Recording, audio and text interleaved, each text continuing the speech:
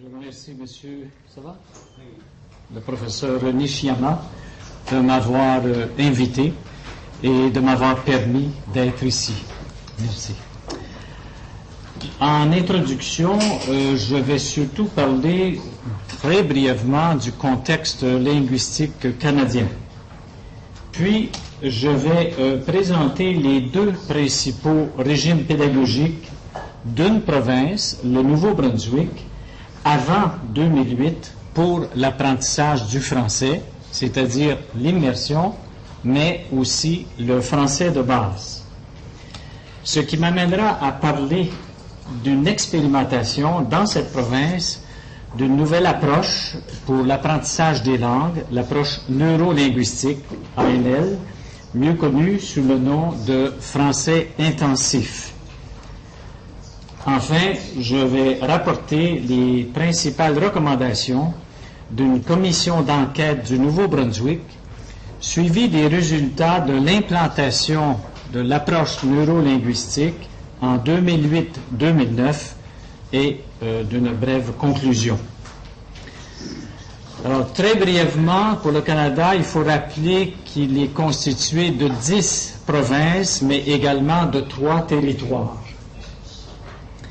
Mais le Québec est la seule province officiellement française, unilingue française. 80% de la population du Québec est francophone. Par contre, le Nouveau-Brunswick est la seule province officiellement bilingue depuis 1969. Et c'est pourquoi dans cette province, le français langue seconde est obligatoire de la première à la 10e année. La politique du Nouveau-Brunswick veut que 70% des élèves du secondaire devraient être ce qu'on appelle fonctionnellement bilingues en 2012. C'était une politique d'il y a 10 ans. C'est-à-dire atteindre le niveau intermédiaire ou plus sur l'échelle OPI, Oral Proficiency Interview du Nouveau-Brunswick. Alors, je présente très brièvement cette échelle. C'est une échelle qui va de 10 à 20 et qui est utilisée dans les tests d'entrevue orale individuelle faits par des spécialistes formés à cet effet. Et donc, le niveau visé, ici, c'est le niveau intermédiaire, donc le niveau 17 sur cette échelle. Maintenant, pour nous, le niveau de communication orale spontanée, c'est le niveau 14, Basic Low. Alors, quand des élèves au test atteignent le niveau 14, ça veut dire qu'ils peuvent communiquer avec une certaine aisance, une certaine spontanéité. Donc, il faut se rappeler ce détail. Avant 2008, les deux seuls régimes pédagogiques qu'il y avait dans cette province, c'était l'immersion et ce qu'on appelle le français de base ou Core French. Alors, l'immersion, qui est assez connue habituellement, comme vous savez, les élèves apprennent les matières dans la langue seconde. Donc, les sciences humaines, les mathématiques, l'éducation à la santé, les sciences, ils apprennent ces matières dans la langue seconde, en l'occurrence le français. Avant 2008, donc, le choix des parents qui voulaient mettre leurs élèves en immersion, c'était où on les met en immersion précoce, qui était en maternelle, des élèves de 5 ans, ou en première année, ou ils pouvaient les mettre en ce qu'on appelle l'immersion tardive. On peut commencer l'apprentissage des matières en 6e année dans notre système, et non pas 6e dans le système français de France, donc des élèves de 11 ans. Pourquoi? Parce qu'au Nouveau-Brunswick, le niveau primaire va de la première à la 5e année. Donc, l'immersion tardive commence au niveau de l'école qu'on appelle intermédiaire dans cette province.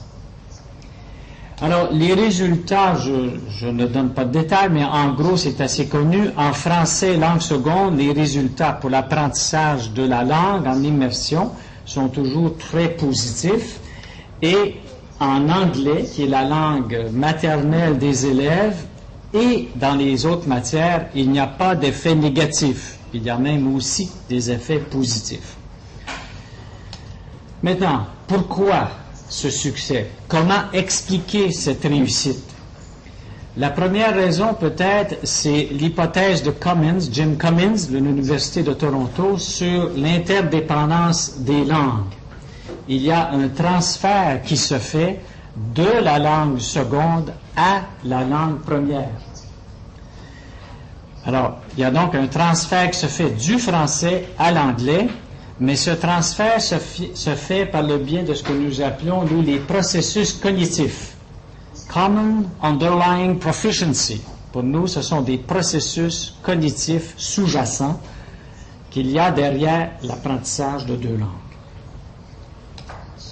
Une autre raison, c'est que en se concentrant sur quelque chose d'autre que la langue, c'est une excellente façon d'apprendre la langue.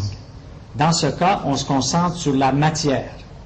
Et ici, on peut faire référence à la théorie de Michel Paradis de l'Université McGill à Montréal et de l'Institut des sciences cognitives à mon université, à l'Université du Québec à Montréal, l'UQAM. Il y a aussi deux autres raisons, très brièvement. C'est que si on veut apprendre une langue, il faut l'utiliser. Et c'est en utilisant la langue dans les matières et dans les conversations qu'on peut l'apprendre. Une quatrième raison, qui est rarement mentionnée, mais qui est très importante pour nous, c'est que c'est un apprentissage intensif. On apprend la langue avec beaucoup d'heures intensives, concentrées. Je pense qu'il y a 4 raisons, donc, pour expliquer ce succès. Maintenant, il y a quand même quelques limites. Et ce sont quelques-unes de ces limites que je vais exposer plus tard lors de la table ronde. Je vais parler de 2 limites en particulier. Je disais que le deuxième régime pédagogique est ce qu'on appelle le Core French ou français de base. C'est ce qu'on appelle, nous, la méthode au compte-gouttes. À raison de 30 minutes par jour, de la première à la 10e année même, à raison souvent de 90 heures année, parfois 120, mais en gros, 30 minutes par jour, tous les jours. Et c'est une formule qui est très répandue dans le monde. Par exemple, au bout de 4 ans, je prends cet exemple, à raison de 90 heures année, on aura donc appris le français pendant 360 heures. Okay? On retient ce chiffre, ça va revenir. Or, les résultats, moins de 1% des élèves en français de base atteignent le niveau intermédiaire ou plus à la fin de la 10e année. C'est un échec. Le français de base au Canada dans l'ensemble est un échec. Alors, par exemple, voici des résultats brièvement de l'apprentissage du français au Canada dans 4 provinces ou territoires, dans 77 classes. 1642 élèves ont été testés sous la forme d'une entrevue orale individuelle, encore une fois, par des spécialistes formés à cet effet. Or, rappelez-vous que le niveau 14, c'est le niveau de la communication orale spontanée. Or, la moyenne des résultats obtenus, c'est 11,4, c'est-à-dire que ces élèves-là, que ce soit 1 an, 2 ans, 3 ans, 4 ans, 5 ans, 6 ans, ou même 8 ou 9 ans d'apprentissage de la langue, sont toujours incapables de communiquer. C'est un échec. Un cas particulier, au Nouveau-Brunswick même, dans le français de base, le score moyen au début de la 5e année, donc après 4 ans, comme je vous disais, après 360 heures d'apprentissage au compte-gouttes, des tests que nous avons faits pour 31 classes de 2002 à 2006, 689 élèves ont été testés, entrevue orale individuelle. C'est pas rien, c'est quand même beaucoup de testing, il y a beaucoup de coûts derrière ça. Seulement 2% des élèves peuvent communiquer après 4 ans, après avoir appris le français de la première à la 4e année. Donc, ils sont testés au tout début de la 5e année. Pourquoi cet échec? Une des raisons, le nombre d'heures insuffisant. 90 heures année, c'est nettement insuffisant. Et surtout, il n'y a pas d'intensité. Autrefois, on pensait qu'apprendre une langue, c'était simplement une question d'un nombre d'heures. Depuis les recherches en 1990, en particulier, on s'aperçoit que c'est surtout le nombre d'heures intensives qui importe dans les débuts d'apprentissage d'une langue. Et enfin, surtout sur le plan psychologique, la conception que l'on se fait, ou qu'il y a, derrière les manuels utilisés par les professeurs en français de base. Malheureusement, la conception qu'il y a derrière ces manuels repose sur la psychologie cognitive. La psychologie de Anderson, par exemple, ou de D. Kaiser, très connue. Selon cette psychologie cognitive, l'acquisition d'une langue se ferait en 3 étapes, en groupe. On apprend d'abord du vocabulaire, de la conjugaison des verbes, de la grammaire. On fait faire des exercices qui sont écrits la plupart du temps. Et enfin, dans un 3e temps, on espère que l'élève va pouvoir mettre ça ensemble pour communiquer dans des activités dites communicatives, qui n'ont rien de communicatif d'ailleurs. Alors, d'après cette psychologie cognitive, ce que ça veut dire, c'est qu'un savoir, des règles de grammaire, c'est un savoir, du vocabulaire, c'est un savoir, ça se transformerait en habilité à communiquer à l'aide des exercices. Ce qui est tout à fait contraire à la plus récente théorie de Paradis. Une petite comparaison, c'est un peu comme si on disait, nous voulons former des gens qui ont l'habileté à communiquer, qui ont l'habileté à piloter des avions, l'habileté à atterrir et à décoller. Mais ceux qu'on forme en réalité, ce sont des contrôleurs aériens. On forme des gens qui ont un savoir sur le pilotage des avions, mais qui n'ont pas l'habilité à les piloter. Donc, pour moi, c'est un peu la comparaison qui m'est venue à l'idée en regardant cette distinction entre habileté et savoir. Et c'est pourquoi le gouvernement du Nouveau-Brunswick en particulier, comme dans les autres provinces d'ailleurs, a vu la nécessité, après ces tests que nous avons donnés, de réformer tout le système éducatif pour atteindre son objectif visé. Souvenez-vous, 70% des élèves, à la fin de la 10e année, atteignent le niveau intermédiaire. Or, il n'y a que 1% en ce moment. Et c'est pourquoi ils ont décidé de faire l'expérimentation pendant 5 ans, de 2002 à 2007, d'une nouvelle approche pour l'apprentissage des langues.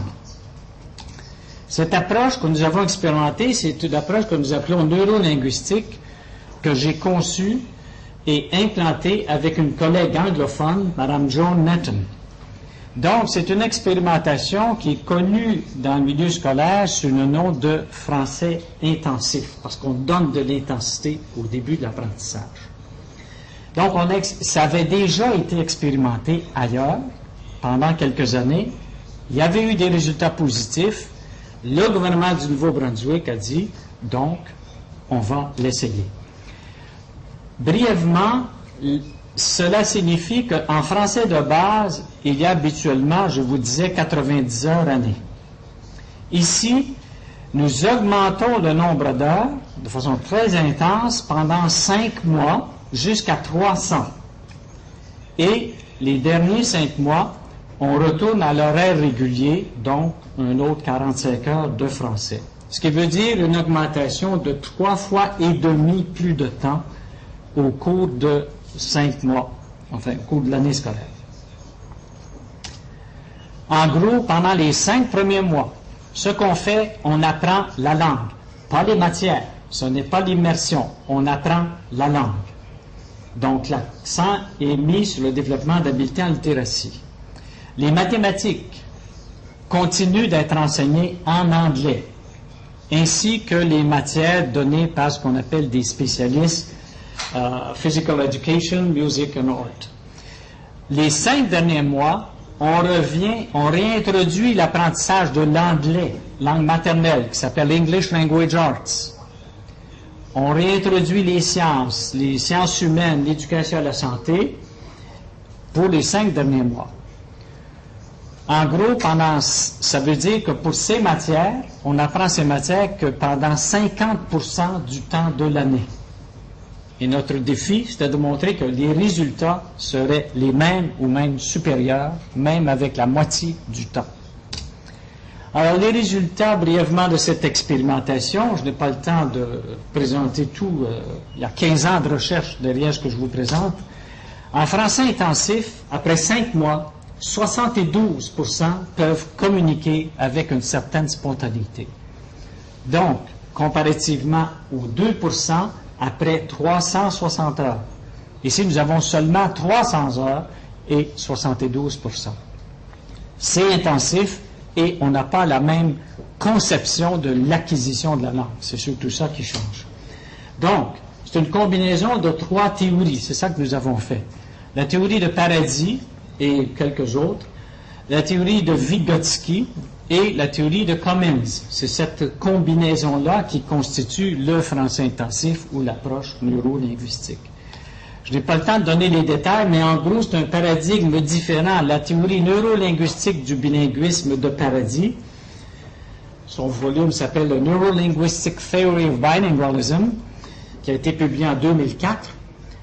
En gros, ça nous dit que le savoir ne peut pas se transformer en habileté.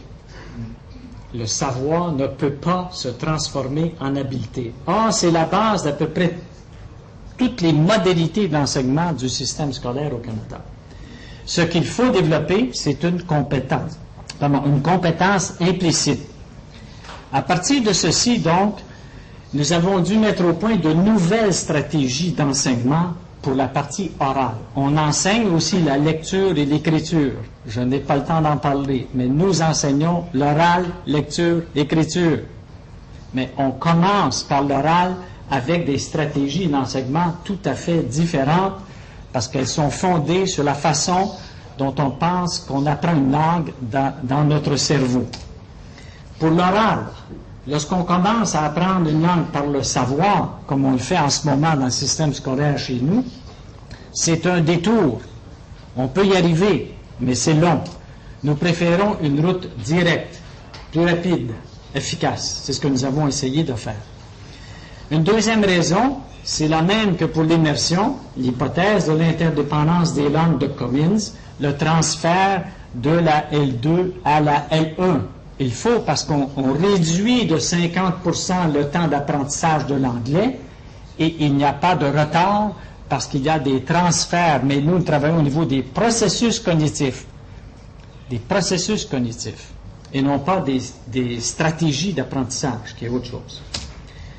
La troisième raison, c'est Vygotsky. Il est connu pour d'autres choses, mais pour nous, sur le développement cognitif, qui dit que dans la tête de l'enfant, toutes les matières ne sont pas cloisonnées, séparées. C'est unitaire. Ce qui nous a permis de réduire de 50% les autres matières que l'anglais. Donc, face à cette expérimentation qui avait eu lieu dans une autre province pendant quelques années, le gouvernement du Nouveau-Brunswick a décidé d'établir une commission d'enquête. Et avec ces résultats qu'on a eus, ils ont recommandé, ceci c'est le graphique qui nous a été envoyé par la province, j'explique brièvement, ils ont changé tout leur système scolaire à cause de ces résultats. Ce que c'est K2, ça veut dire Kindergarten Grade 2, c'est-à-dire de l'école avant la première année jusqu'à première, deuxième année. Ils appellent ça English Prime with Learning Experiences. Mais ils font commencer l'immersion non plus en première année, mais en troisième année. Donc l'immersion commence en troisième année. De la première à la deuxième année et à la troisième année, ils font ce qu'ils appellent Learning Experiences. Ça veut dire introduire une espèce d'initiation ou d'éveil, je dirais, à la langue et à la culture française. Pas aux langues, seulement au français. Ensuite, quatrième année, on fait ce qu'on appelle du pré-français intensif, c'est-à-dire que tous les profs ont été formés pour utiliser nos stratégies. Et c'est en cinquième année la fin du primaire, que tous les élèves de la province qui n'ont pas choisi l'immersion en 3e année suivent notre programme. Okay? Et après ça, on a ce qu'on appelle le Post-Intensive French, le français post-intensif, mais aussi en 6e année, l'élève a aussi le choix, il peut commencer en immersion tardive. C'est peut-être un petit peu compliqué tout ça, mais en gros, ce que ça revient à dire, immersion 3e année ou 6e année, français intensif 5e année. Et à la fin, ce qu'on appelle BLAD, ils mettent les élèves ensemble. Donc, avec cette expérience que nous avons faite pendant 5 ans, les résultats de cette expérience dans l'ensemble de la province, les statisticiens de cette province ont choisi un échantillon, c'est pas nous, de 1034 élèves. Et le résultat, c'est que pour une première année d'implantation, le résultat, c'est 13,5 ou 13,5 sur 14 qui est visé, ce qui est considéré comme excellent. En écriture, je n'ai pas le temps de détailler tout ceci, mais en gros, les résultats sont semblables à ce qu'ils étaient lors de notre expérimentation pendant 5 ans. Bref, il y a eu d'excellents résultats pour un changement systémique de cette ampleur, puisque c'est au niveau de toute une province, et tous les résultats des enquêtes faites auprès des élèves, des parents et des administrateurs scolaires montrent qu'ils ont des attitudes positives vis-à-vis du français. Conclusion, le Nouveau-Brunswick, c'est la province qui en ce moment a un grand leadership dans le domaine du français langue seconde au Canada. Et grâce à ce leadership, nous savons maintenant que, dans notre contexte, la méthode au compte-gouttes de 30 minutes par jour au primaire, le français de base, c'est un échec total. C'est pourquoi le gouvernement a éliminé cet apprentissage. Deuxième chose, c'est que jusque-là, certains avaient fini par croire, à tort, que seule l'immersion pouvait permettre de montrer à communiquer dans une langue seconde en milieu scolaire. Cela se comprend. Il y avait l'immersion, français de base. Français de base est un échec. On dit, ah, la seule façon d'apprendre à communiquer, c'est avec l'immersion. Ils avaient tort en ce sens qu'il y a une troisième voie que nous avons mise sur le pied qui est possible en plus de l'expérimentation. Donc, l'expérimentation de notre approche a montré qu'une autre voie que l'immersion, qui est élitiste jusqu'à un certain point, surtout en immersion tardive, beaucoup moins en 3e année, est possible pour tous les élèves. On s'adresse à toutes les capacités d'élèves, mais qu'un changement de paradigme et donc de stratégie d'enseignement s'impose. Mais nous ne recommandons pas de débuter un programme de français intensif avant la 5e ou la 6e année. C'est pas comme l'immersion. Pourquoi? À cause du faible développement cognitif de l'élève et du faible développement de sa langue première avant la 5e année. Pour l'immersion, c'est autre chose. Pour nous, étant donné le transfert possible de la langue seconde vers la langue première, mais de la langue première vers la langue seconde, il faut, pour transférer, comme je dis souvent, avoir quelque chose à transférer. Or, si la langue n'est pas assez développée, on ne peut pas s'en servir pour développer la langue seconde. Alors, je vous remercie.